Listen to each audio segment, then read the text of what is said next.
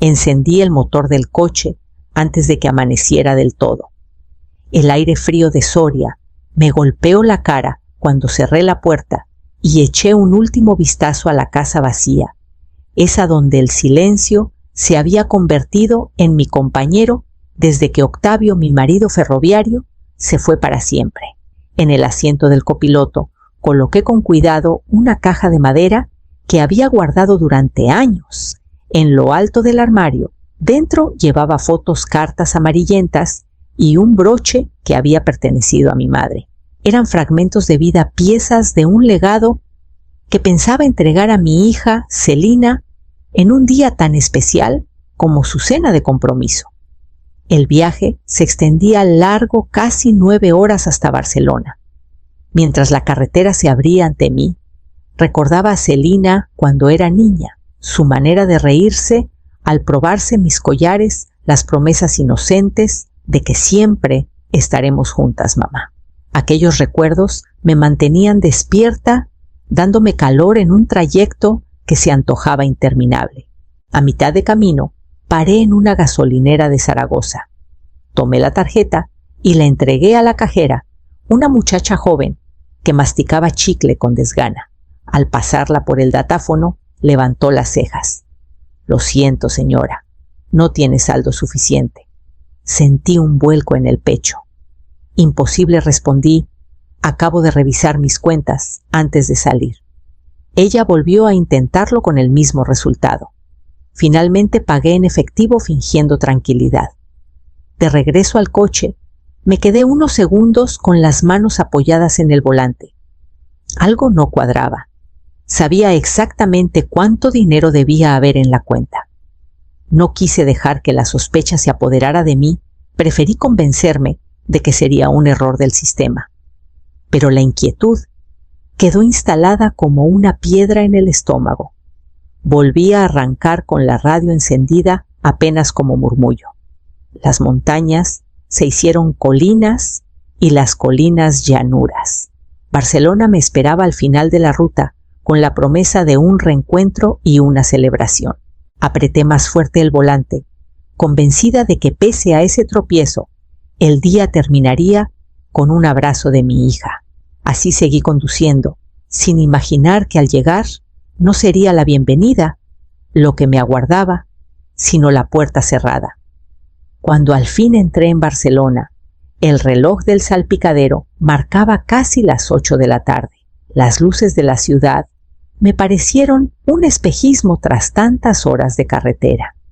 Guiada por la memoria y el GPS, llegué a la urbanización donde Celina vivía con Marisela. Aparqué frente al portal con el corazón golpeándome en el pecho. Imaginaba su sonrisa al verme llegar con la caja de recuerdos como cuando era niña y corría hacia mí después de la escuela. Toqué el timbre. No fue Celina quien apareció, sino Marisela. Estaba impecable, con un vestido oscuro y el cabello recogido en un moño perfecto. Me miró de arriba abajo sin la más mínima calidez. Sí preguntó como si yo fuera una desconocida. Sonreí nerviosa y alcé la caja. Vengo a la cena de compromiso de mi hija. Su gesto se tensó. Ah, eso fue ayer con mi familia. Sentí que el aire me faltaba. ¿Cómo que ayer alcancé a decir convencida de haber escuchado mal? Ella se encogió de hombros como si nada tuviera importancia. Lo organizamos deprisa, coincidió que todos estaban en la ciudad. Supusimos que para usted sería mucho viaje. Detrás de ella pude ver luces encendidas, sombras, moviéndose, el tintinear de copas y risas apagadas. La fiesta no había terminado, pero la puerta era un muro y yo me encontraba fuera. ¿Está Celina?, pregunté con voz quebrada. Marisela giró apenas la cabeza hacia adentro, luego volvió a mirarme con una sonrisa cortante. Está ocupada, mejor otro día. No me invitó a entrar, ni un vaso de agua, nada. Permanecí unos segundos en el umbral con la caja pesándome en los brazos, hasta que comprendí el mensaje no era bienvenida. Di un paso atrás. Ella cerró la puerta con suavidad sin aspavientos, pero ese clic seco sonó más fuerte que cualquier portazo. Me quedé allí inmóvil, escuchando cómo dentro la risa de los invitados seguía fluyendo mientras en la acera yo solo tenía silencio. Bajé la vista a la caja y entendí que lo que traía no tenía lugar en esa casa. Conduje hasta un hostal cercano, donde el eco de esa puerta cerrada me acompañó toda la noche y me obligó a abrir la caja en busca de consuelo. El hostal quedaba a las afueras, junto a una carretera secundaria iluminada por farolas mortecinas. Aparqué sin prisa, como si retrasar unos segundos el momento de quedarme sola pudiera aliviar el nudo que llevaba en el pecho. La recepcionista me entregó una llave metálica con el número 12 grabado y subí despacio las escaleras. La habitación era pequeña, con paredes color marfil y un olor a desinfectante demasiado fuerte. Cerré la puerta tras de mí y dejé la caja sobre la cama. Me senté a su lado, acariciando la tapa de madera antes de abrirla. Dentro estaban las fotos de Celina, de niña su primera comunión, el viaje a la playa con Octavio, las cartas que él me había escrito durante las largas noches en que viajaba en el tren de mercancías. Todo aquello debía entregárselo a mi hija como símbolo de continuidad, pero ahora pesaba como una carga inútil. Entre los papeles encontré un sobre con extractos bancarios que había guardado sin pensar demasiado. Empecé a revisarlos, quizá buscando distraerme del dolor, pero lo que leí me dejó helada a cargos en restaurantes de Barcelona, compras en tiendas de lujo, pagos de hoteles que yo nunca pisé, uno tras otro, todos a mi nombre. Al principio pensé en un error del banco, pero la fecha de los cargos coincidía con viajes que Celina había mencionado vagamente. Recordé su tono ligero, diciendo que todo estaba bajo control, y entendí que ese control era el mío, el de mis cuentas. La vergüenza del portazo se mezcló con la humillación de la traición financiera. Apoyé la frente en la caja y respiré hondo. No era solo que mi hija me hubiera borrado de su cena, era que me había estado usando como sostén invisible de una vida que no me incluía. Sentí rabia, pero también un cansancio antiguo, como si años de confianza se hubieran agrietado en un instante. Guardé de nuevo los papeles, cerré la caja y apagué la luz. El silencio de la habitación me envolvió tan espeso como la sospecha que ahora me acompañaba, y en ese silencio comprendí que el verdadero golpe aún estaba por llegar. Los días siguientes se arrastraron con la lentitud de una herida abierta.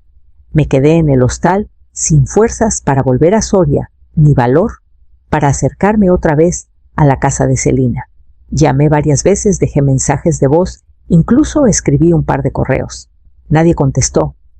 El silencio era tan denso que parecía un muro, y contra ese muro se estrellaba mi esperanza. En las largas horas muertas, abría la caja una y otra vez.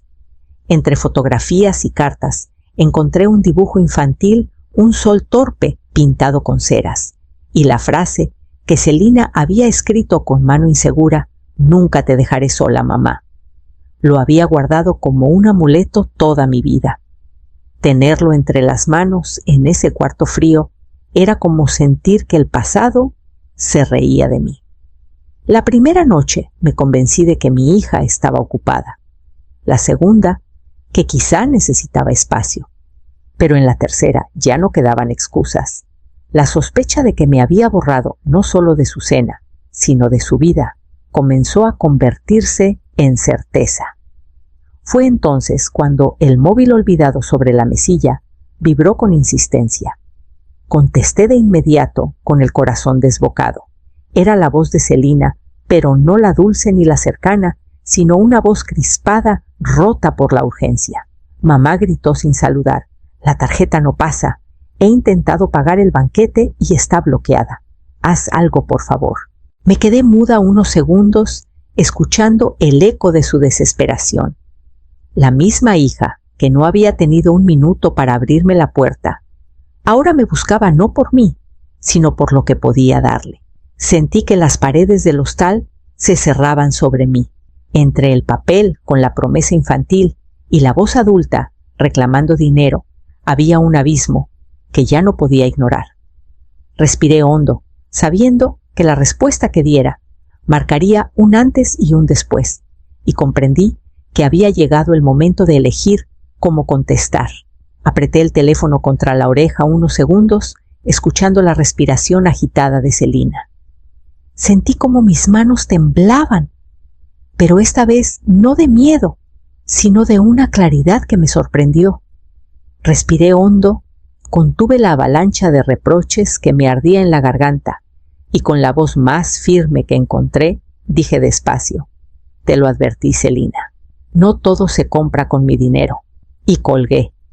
El silencio que siguió fue tan denso que parecía tener cuerpo.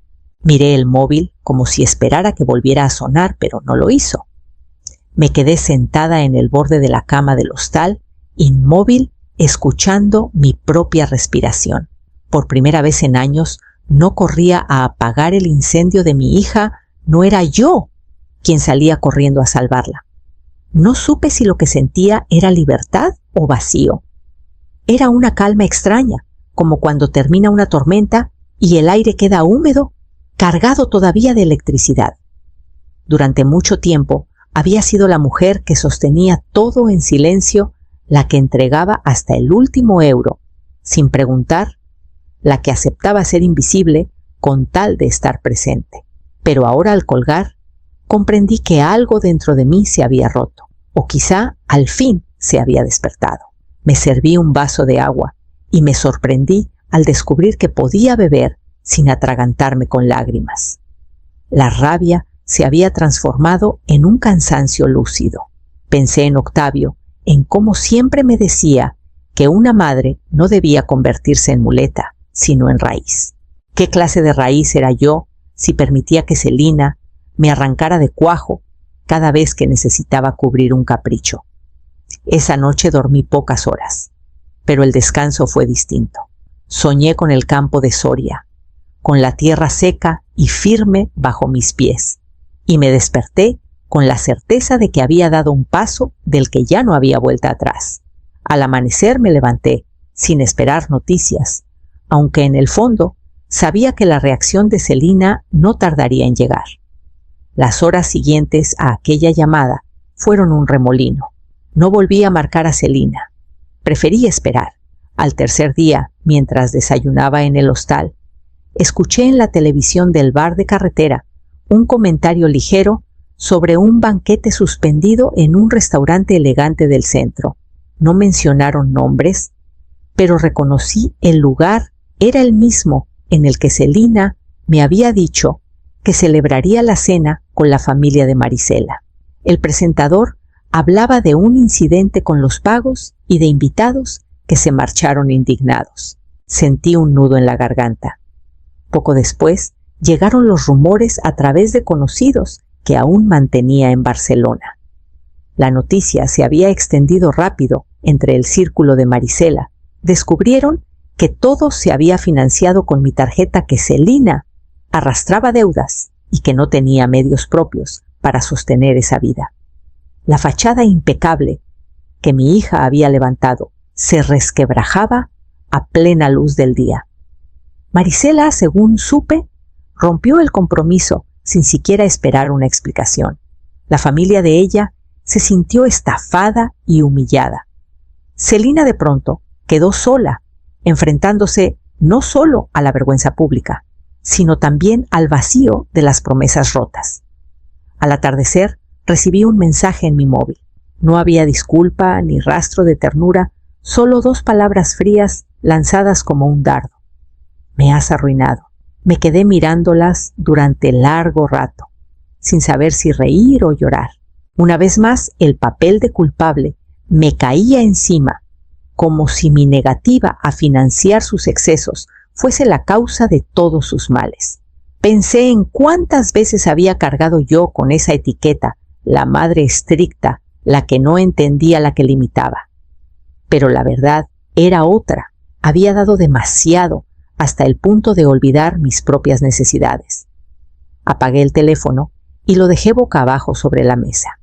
Entendí que para Celina mi silencio ya no era indiferencia, sino un muro contra el que se estrellaría una y otra vez.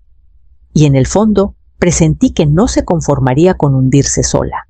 Volví a Soria con la misma maleta con la que había salido, pero con un peso distinto sobre los hombros.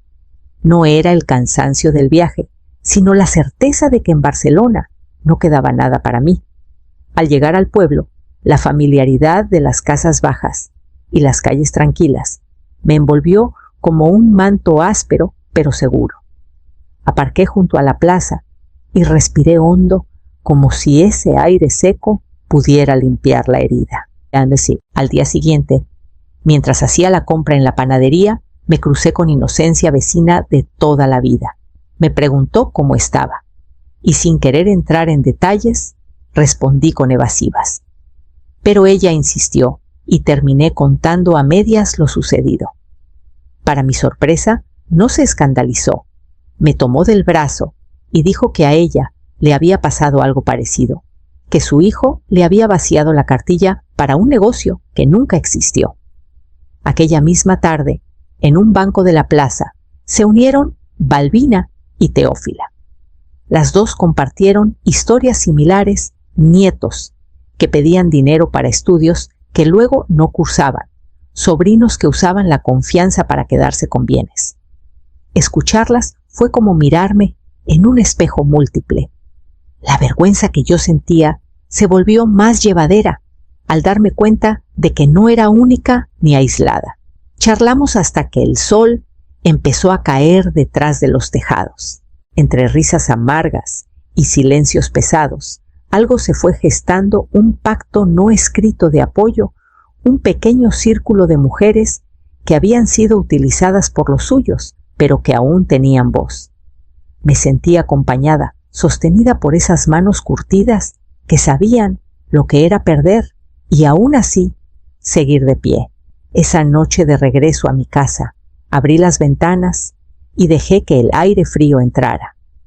Por primera vez, desde que Celina me cerró la puerta, tuve la sensación de que mi historia no era una excepción vergonzosa, sino parte de una verdad más amplia, y esa verdad merecía ser contada en voz alta. La tranquilidad recién conquistada en Soria se quebró una mañana cuando el cartero llamó a mi puerta.